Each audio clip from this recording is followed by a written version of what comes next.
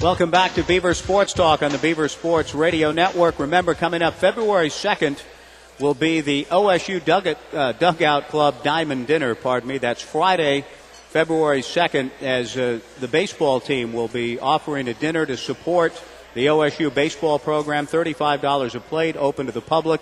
There will be a lot of auction items given away. You'll have a chance to sponsor a table and sit with an OSU coach or player. That's coming up February 2nd, a week from this Friday at the OSU Dugout Club Diamond Dinner. For more information, log on to OSUBeavers.com or call the baseball office. It's $35 a plate and an opportunity to participate in a live and silent auction of many OSU baseball items, souvenir items from the national championship run. So again, contact the baseball office for more information for the Dugout Club Diamond Dinner coming up a week from this Friday to support OSU baseball. The baseball national championship team beginning its defense of the title Thursday against Hilo on the Big Island. So we'll be reporting back next week and in the weeks to come on the progress of the baseball team. The softball team begins its season February 8th, the following week, at San Diego State, coming off their run to the College World Series a year ago. The OSU men's basketball team is heading to Pullman, leaving tomorrow. The Washington State Cougars Thursday night at 7:05, 6:30 along the Beaver Sports Radio Network to preview that game, as well as the trip then on Saturday to Seattle. Oregon State men's basketball assistant coach Brian Loyd to Beaver Sports Talk. Good evening, Coach. How you doing, Mike? Doing well. You guys have had great success against Washington State, but nobody else has lately. I mean, they are really playing well. 16-3, ranked 20th in the country, playing some great basketball. Yet you guys are going to go up there not intimidated because you've had success in that arena, in that atmosphere. But this is a better Cougar team. Let's don't make any mistake about that. Sure, they're definitely improved. I mean, those guys have logged in 2-3 years of Pac-10 experience, and now it's paying off. And you put that, also added in with the new style, so to speak, a little bit more freer reign to play basketball, to take shots that they probably didn't get to take underneath Dick Bennett. Under Tony, the reins have been lifted off a little bit. Sometimes they make one pass and a shot, which was never the case. They would run a shot clock down. They'll push it on a break, and they'll pull up for a three right off the break. So, it's a dangerous team in that respect because they're going to come at you full throttle, and they have sometimes 5 guys that can make three-point shots. Very interesting to see how they have evolved and how Tony has loosened things up, to see them winning games in the 70s. They crushed Cal by 17. They just beat Washington by about 30, 75-47. They did stumble at Stanford and lose by 3, but were almost 70 points there. So, as you get ready, Brian, with the scouting report on this team, what are the biggest things you're having to emphasize to your guys about the new look Cougs? I would say patience and diligence on defense, even still. They're going to take some shots a little bit quicker than they would in the past, but the one thing they do is they execute offense in terms of they move the ball very well. They pass, they screen, they cut, and they make reads off of what the defense does. A lot of times guys will set a screen and they'll slip to the basket. If the big guy helps out on that screen, they'll dive to the basket, boom, and they'll hurt you with back cuts, just little things like that. Just it's playing basketball, and so we have to be patient. We can't go for the home run steals. We can't really try to get up and pressure too much, opening up lanes to drive, because they see those things and they take advantage of them every time. Arizona lost in Pullman to them. You've looked at all the tape. Arizona, one would think going in, has some athletic or quickness advantage. Did they try to press that, use that, or when they did, Washington State beat them? Sure, I think they did try to do that. They tried to impress their athleticism, their speed on Washington State. And, when Washington State, on the other end, they still play a disciplined style where when you drive, there's almost no lanes there. They really sag in very well. Good help side defense. And they force you to make shots on the perimeter.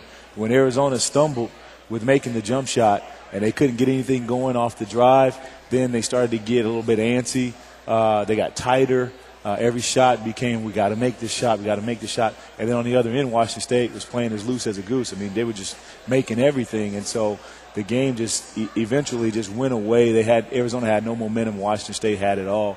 and they really just took control of that ball game. Now, the most recent game against Washington, I mean, I see a score of 75-47, and from what I understand, Coach, that wasn't even, I mean, that's not indicative because Washington threw in a whole bunch of baskets real late. I mean, that's a 40-point type game. That's unbelievable to me given the talent that Washington has.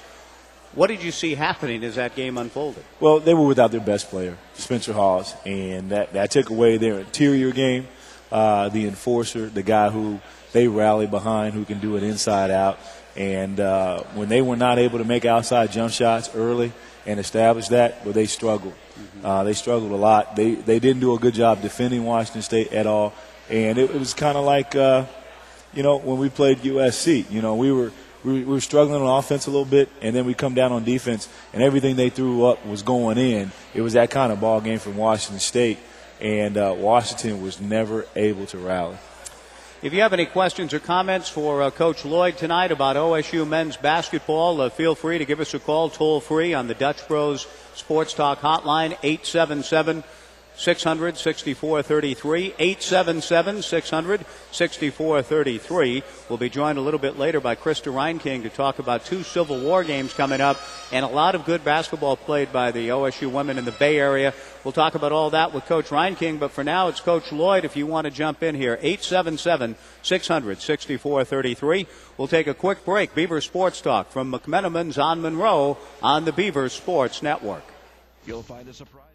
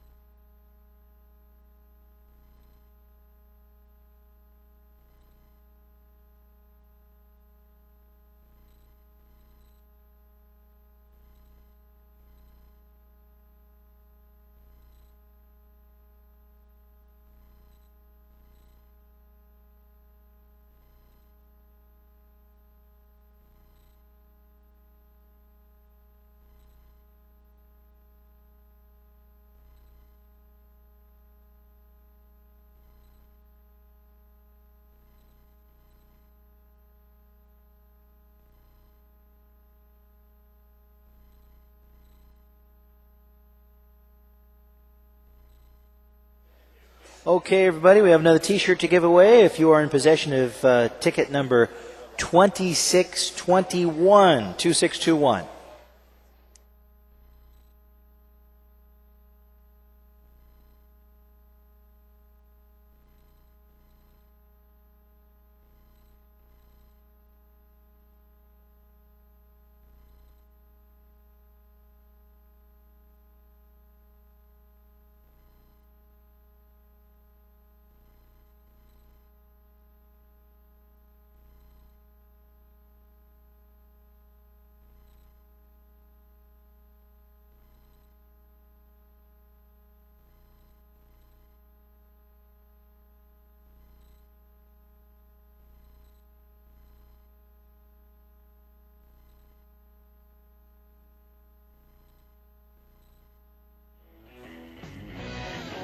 Welcome back to Beaver Sports Talk on the Beaver Sports Radio Network at McMenamin's, Beaver Nation Online, and athletes know the importance of being properly hydrated. Athletes who drink Oregon Rain say that it goes down easier and it hydrates faster. Oregon Rain, a sponsor of OSU Athletics. The Beavers heading to the Palouse Friel Court, Beasley Coliseum Thursday, then the Washington Huskies Saturday as the first half of Pac-10 play comes to an end. Brian Loyd joining us tonight. Krista Reinking from the OSU women's staff a little bit later. Brian, I want to talk a little bit more about Washington State, then get a brief thought from you on Washington, but also just kind of look back at your own team a little bit as we head toward the turn in conference play. But first, on Washington State, They've only lost twice in conference to Stanford and UCLA, and those games were extremely close. So they're playing with such confidence right now. They're on a high. It's up to you guys to try to knock them off of that, but it won't be easy because they're really a fast, loose team right now, aren't they? They are. I mean, you can make a case for Oregon being the other team that's probably – those two teams are the hottest teams in the pack right now.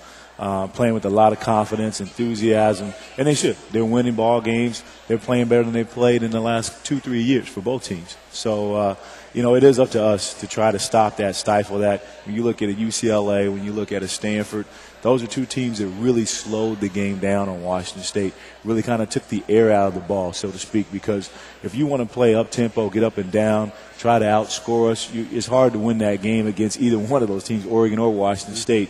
And so to slow the tempo down, you have to get the tempo on your side. You have to control tempo against them and make them play the way you want to play, because if you try to play their ball, then you're in trouble. Against Stanford in your last game, and again, so many things in both of those games, Cal and Stanford, where you gave yourself chances to win both of those, and your shooting against Cal was fine. I'm just trying to figure if you get into that with Washington State, get the tempo the way you want it, you got to finish with good shots, and then against Cal, make free throws and you win the game. So if you can put it all together and you're close to it, Thursday could be that breakthrough. Exactly. You have to give yourself a chance to be in the game to win the game. And so that's going to be key for us.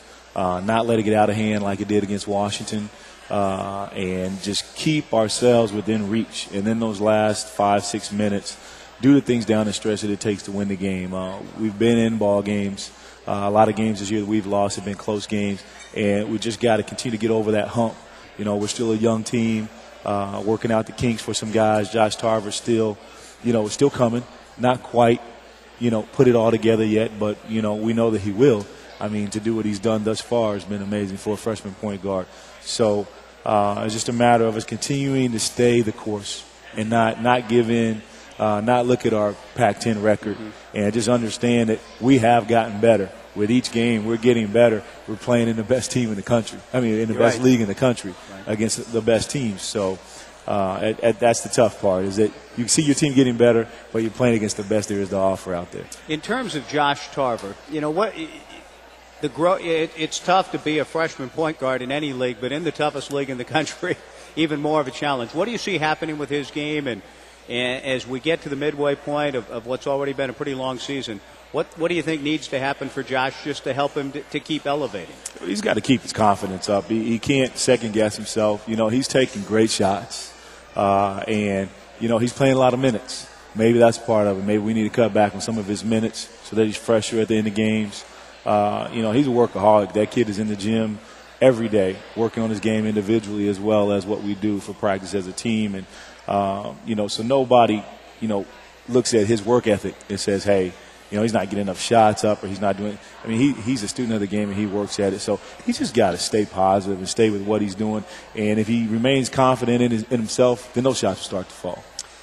And is it helpful to you, Brian, and to the rest of the staff, Coach Mouton, Coach Ryan, and, of course, Jay himself, it seems as though Wesley Washington, and I know he's not physically 100% either, but he's done some good stuff for you when he's run the point. And has that maybe allowed you to think, hey, we can give Josh a few more minutes of rest on the bench? Sure. We got a couple more, three-point shooters out there this year than what we had last year. You got Jack has stepped up, and Angelo's back, and then you got Rulin who can hit threes. Of course, Sasha, Marcel's hitting more threes than he's ever hit in his career. So now Wes has really become a good drive and kick guy, because he's always been the wiggle guy. We always knew he could get into the seams with the ball, and now he's got options to kick it too.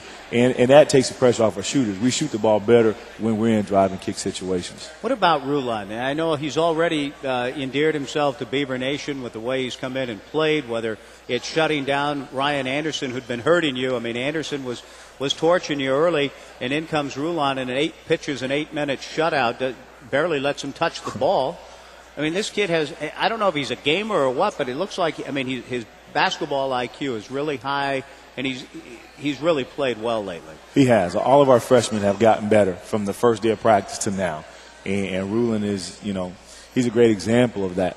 And he's learning every day. You can tell. Now he's doing things where it used to hit him in the face like a brick wall. Now he sees it before it comes to him, and he's learning how to get around it or go over it and deal with the obstacles that are coming his way. Experience, there's no substitute for that, and he is getting over the hump right now.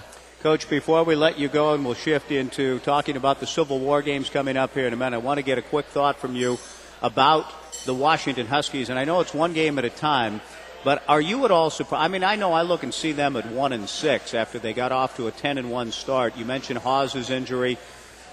Kyle Weaver, it was Derek Lowe called them out in the paper saying, well, no one stepped up for them as a leader in the Washington State game Saturday.